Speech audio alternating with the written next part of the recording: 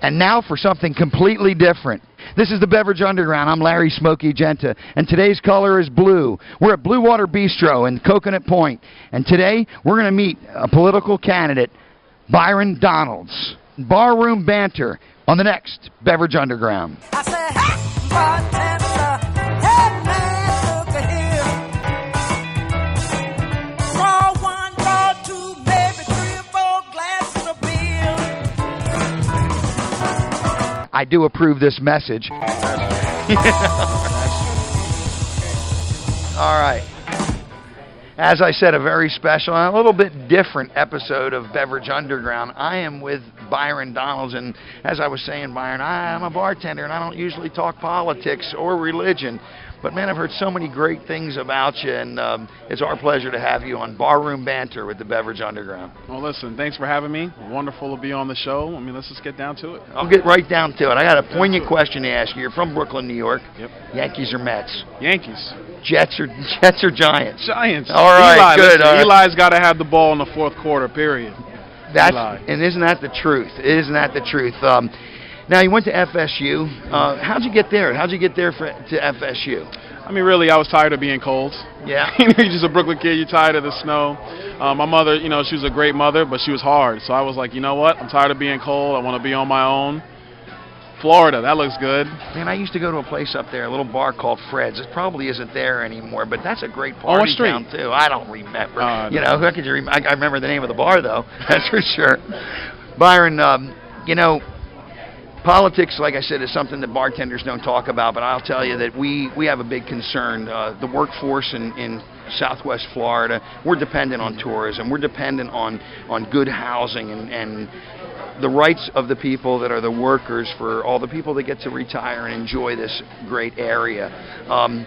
Please think about us when it's time, okay? No, I will. You know, I just want to simplify the tax code, get the economy moving again. I mean, I'm a young guy. I'm 33. Frankly, all I care about is making sure that we have a strong economy for my kids and for my grandkids. I think everybody wants that, and so that's what I work towards. Now, I want to tell you, if you want Byron to run for president, he can't. And no, he can't yet, right? Because of the Constitution. I'm only 33, so I have to wait a couple of years. Okay, well, and you know what? We'll just keep you right here at home for a while. And that's part of it. You know, you're a constitutionalist, and I know that you're a brilliant, brilliant guy, and so well educated and versed in so many ways. And there's a question that comes up sometimes at the bar. How come we pick Miss America from 50, but we only pick the president from 2? I've never thought about that one.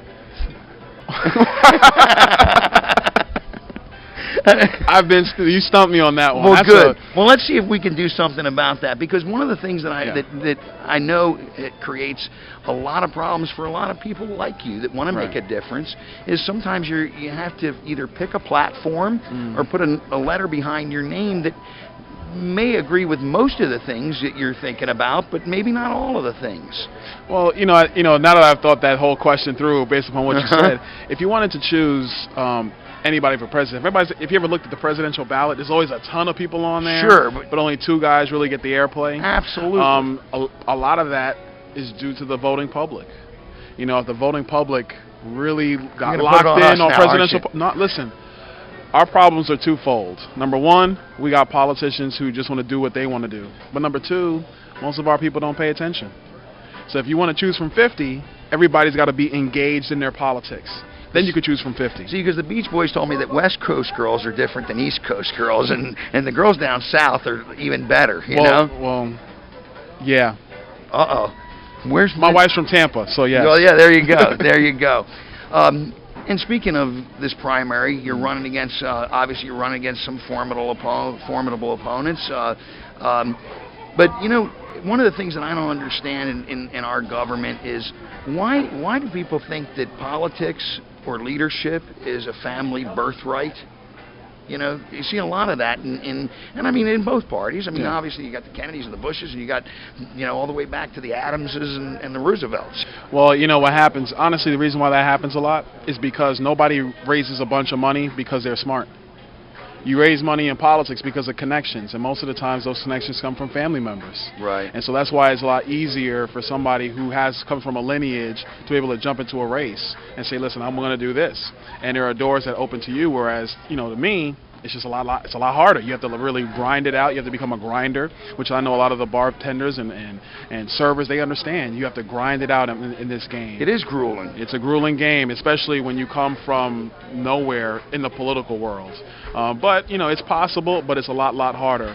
A lot of politics is just about favors and friendships. Well, I knew so-and-so. Well, I knew you, so that's why I'm going to back you. Well, sure. You may not be the best candidate. Doesn't matter. I know you. And so that's how a lot of it is done. I tell you, I usually vote for guys that lose. I usually do because all right, then go vote for one of them other guys. I'm planning on losing. But I'm gonna change it with you. All right, I'm gonna change it. I know that you have fought the good fight, and I know that not everybody fights the good fight. You gotta tell me, as a guy, do you get sick of the political commercials?